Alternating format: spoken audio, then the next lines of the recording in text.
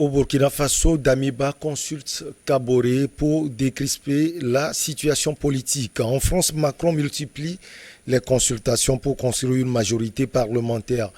Puis l'Allemagne, la baisse des livraisons de gaz russe à l'Europe est une attaque selon un ministre allemand.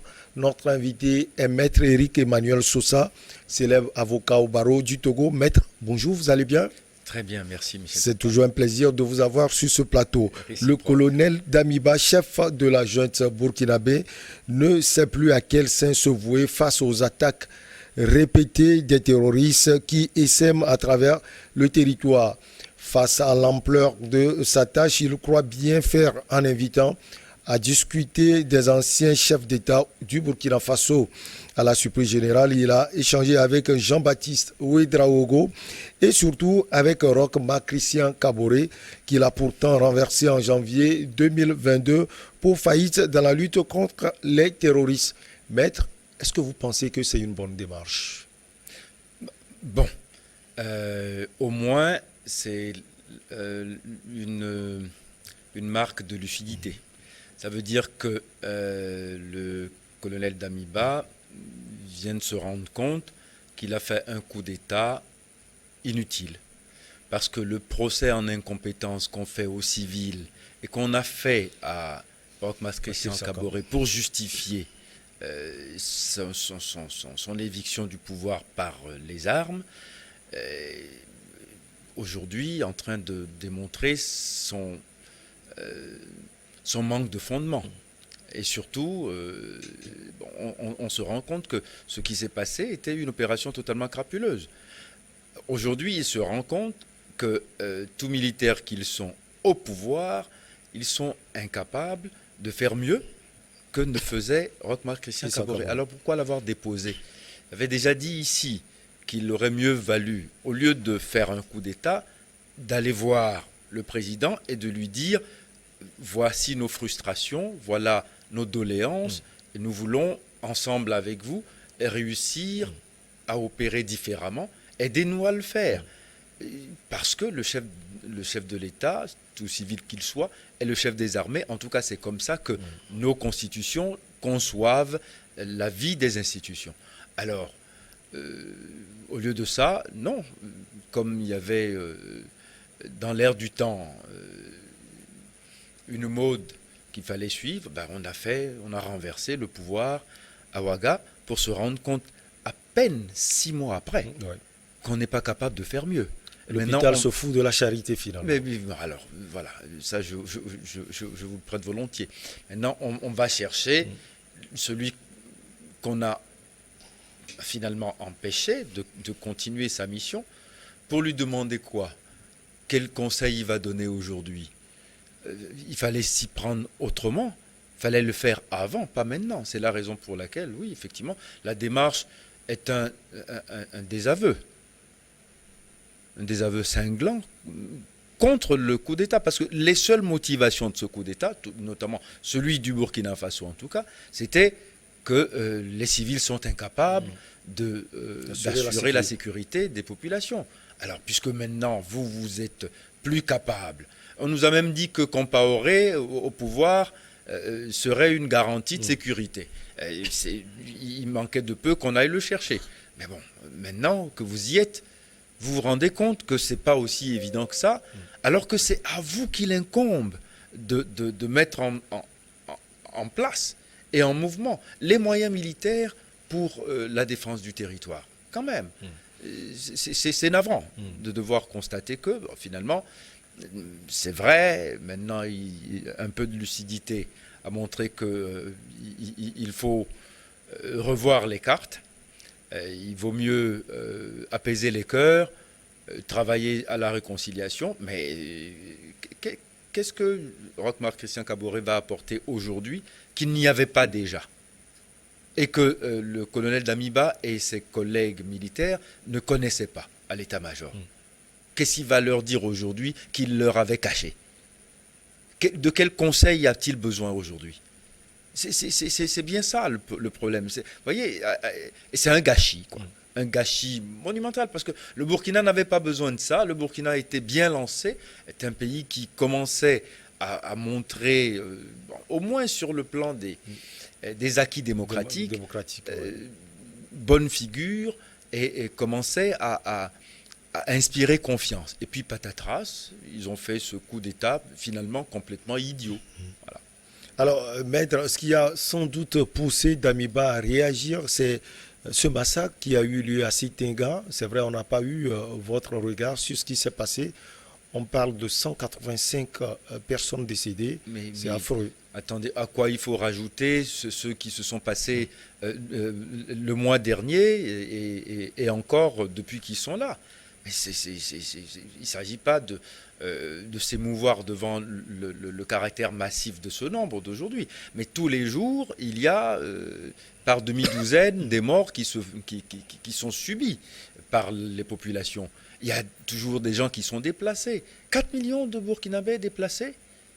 C'est incroyable, c'est énorme. Et avec ça, maintenant, on joue avec la politique, quoi. Voilà, c'est ça.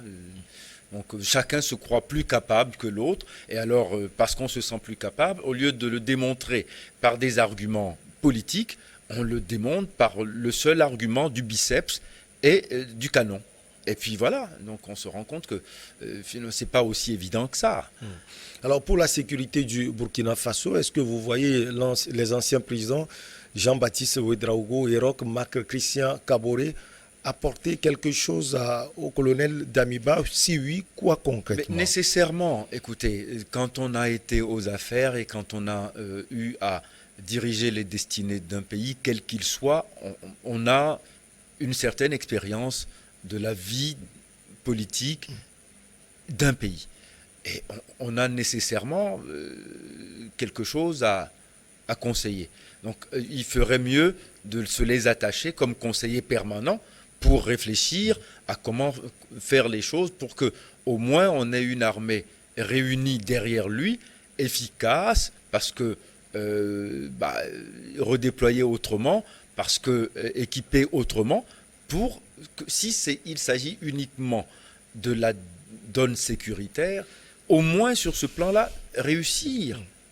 Parce que c'est vrai, ça devient une préoccupation. Mais c'était déjà une préoccupation au moment où Marc Christian Kaboré était président. Et Marc Christian Kaboré n'a pas montré du tout de la mollesse, ou n'a pas donné l'impression d'être quelqu'un qui était distant de cette préoccupation. On le sentait à chaque fois affligé quand il y avait une attaque terroriste. On le sentait préoccupé, on le sentait en demande de moyens techniques et de solutions techniques que seuls les militaires détenaient. Alors, les militaires ont entendu la chose autrement en préférant le déposer d'abord.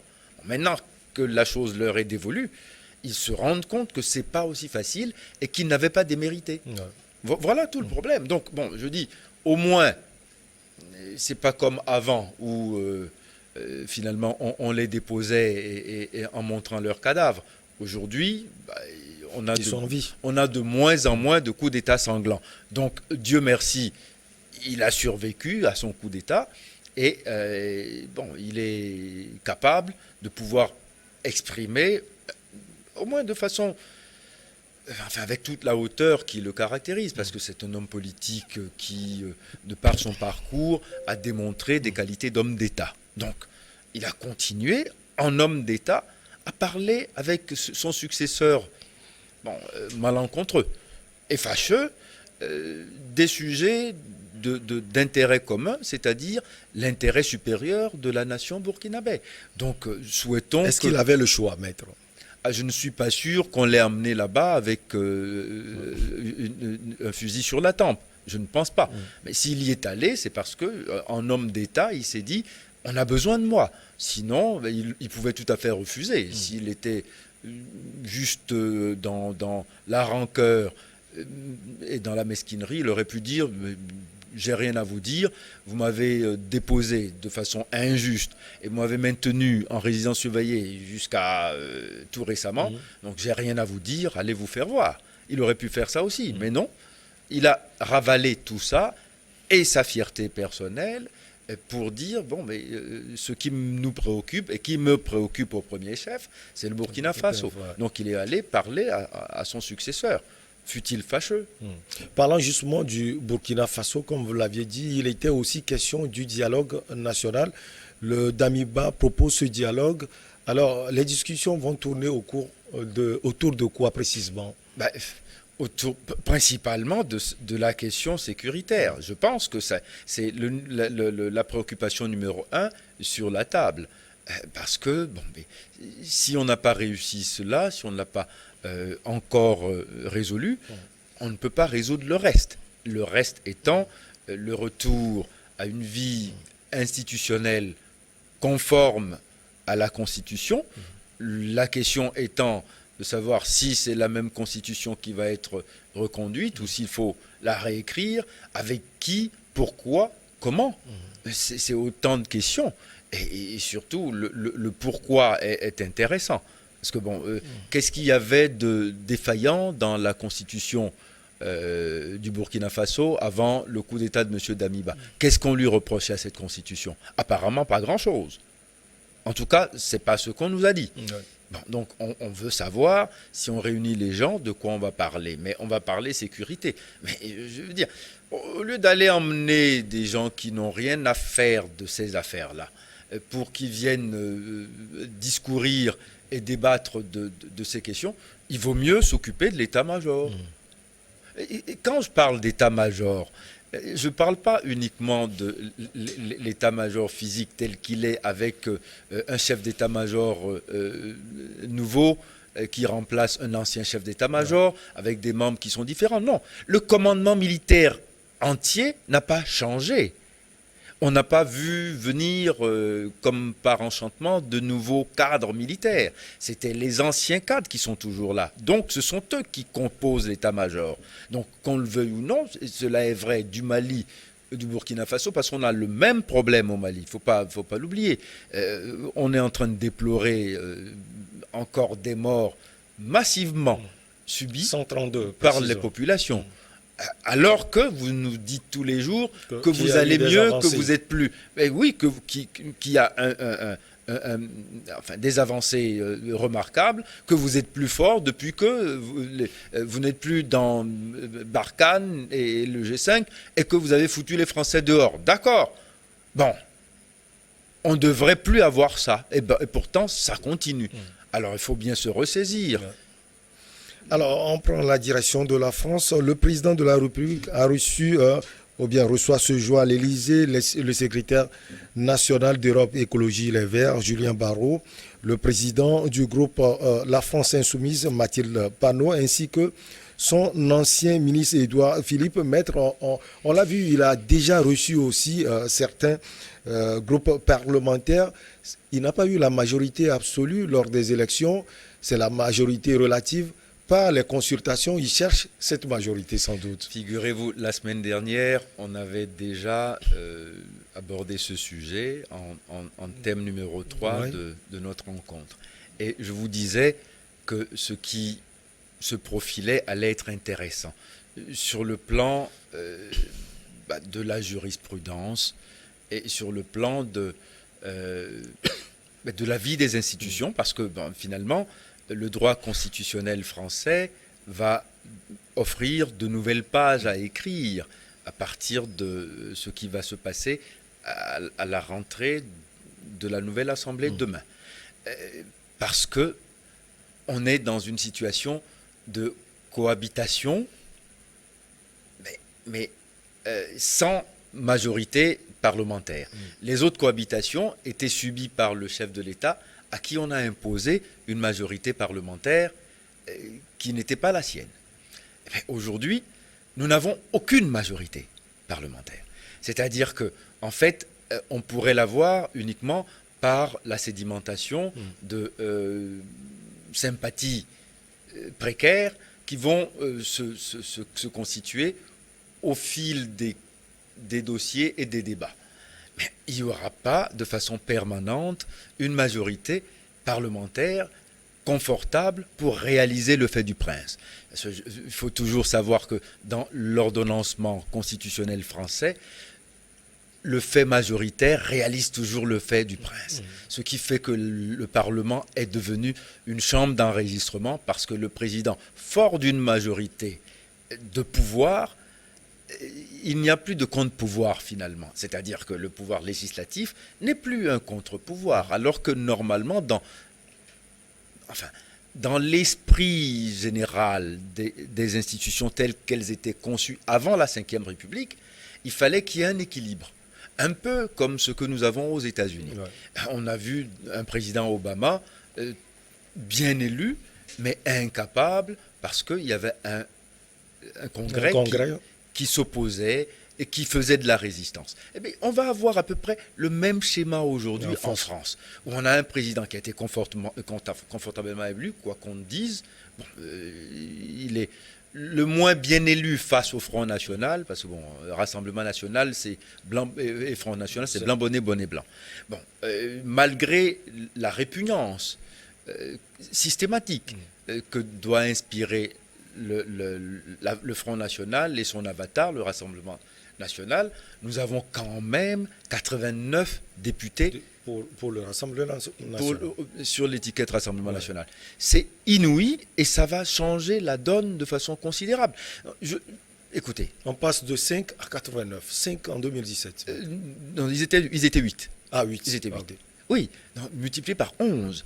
Donc, vous voyez, ce qui veut dire que, finalement, on va être obligé d'écouter ce que veulent les électeurs du Front National. Alors qu'avant, on disait, non, ce que vous dites ne nous intéresse pas, vous êtes un parti marginal.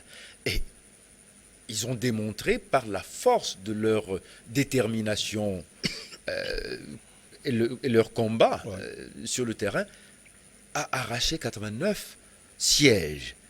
C'est inouï et il va falloir faire avec.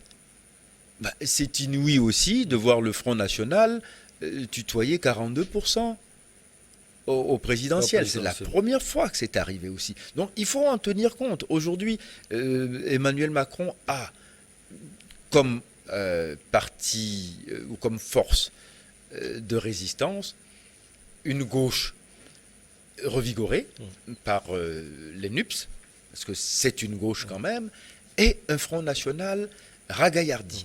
Alors, on va avoir à chaque fois un débat intéressant et la lecture même de la vie des institutions va être chaque jour intéressante parce qu'on est en train de parler de constituer un gouvernement d'union nationale.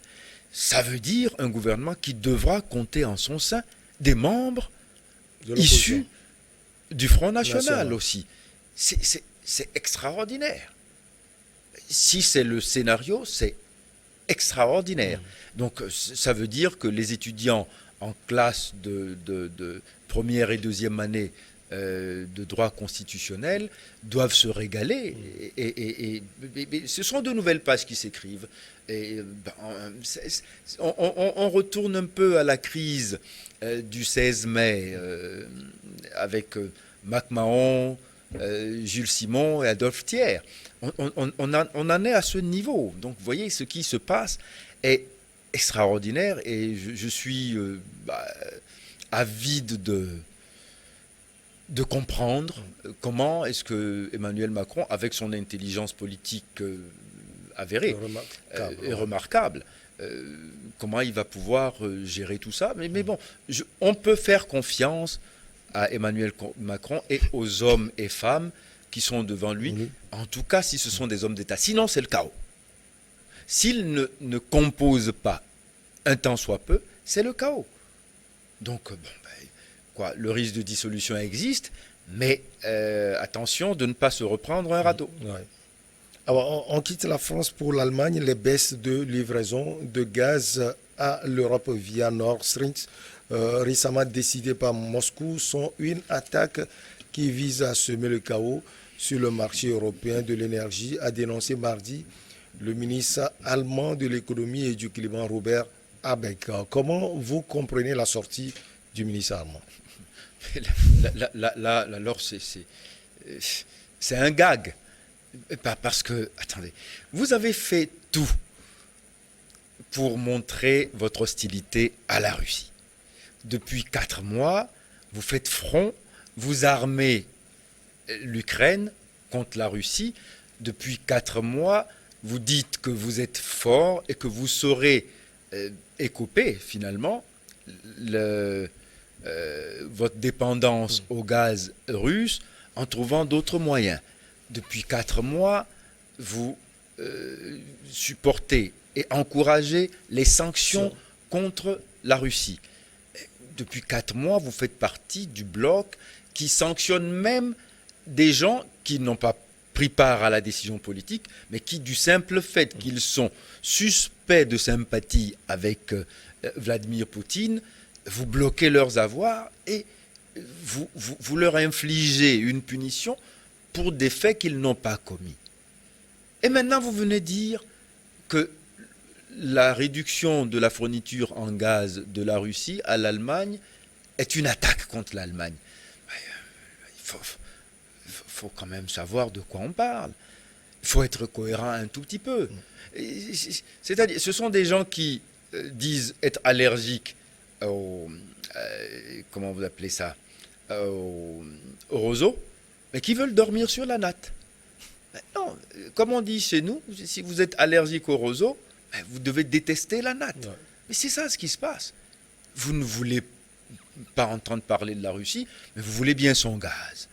Vous vouez le pouvoir russe aux gémonies, mais vous savez dépendant de son gaz. Et maintenant, vous venez dire en réduisant la fourniture de gaz, on vous attaque.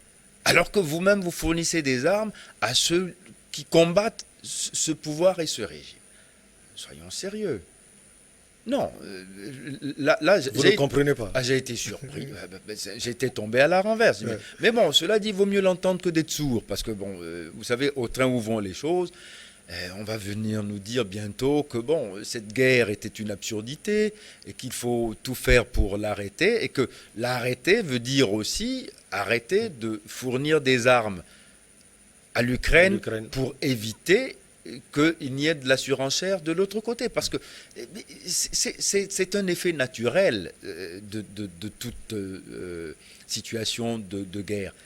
Quand vous armez l'ennemi, vous forcez l'autre partie belligérante à redoubler de force pour pouvoir résister disons, aux capacités de riposte de l'ennemi. Donc, quelque part, en armant à outrance, là c'est le cas de le dire, l'Ukraine, vous obligez la Russie à faire recours à davantage encore d'efforts militaires. C'est la raison pour laquelle il faut créer la désescalade en sifflant un peu le bal à terre. Maintenant, qui va porter le sifflet ? C'est là tout le problème, parce que bon, tout le monde s'est décrédibilisé, aussi bien la France, Macron, en tenant la présidence tournante de l'Union européenne, n'a plus de voix qui porte, maintenant il est politiquement affaibli, l'Allemagne se décrédibilise de jour en jour, en armant, en fournissant des panzers, mais en disant j'ai besoin de ton gaz, on ne peut pas continuer comme ça. Et en renforçant encore, en réactivant l'OTAN davantage qu'il n'a jamais été. En disant, finalement, c'est une aubaine que vous faites à l'OTAN, vous réveillez quelqu'un qui était en état de mort cérébrale, pour citer Emmanuel Macron il y a 1 an. Donc, finalement, vous voyez que celui qui va siffler la fin de cette guerre est davantage dans leur camp que partout ailleurs. Vous voulez dire que sur la bataille des sanctions, la Russie l'emporte ? Pour l'instant, elle a mieux résisté. Écoutez, le temps nous dira combien ça a fait mal à la Russie. Ouais.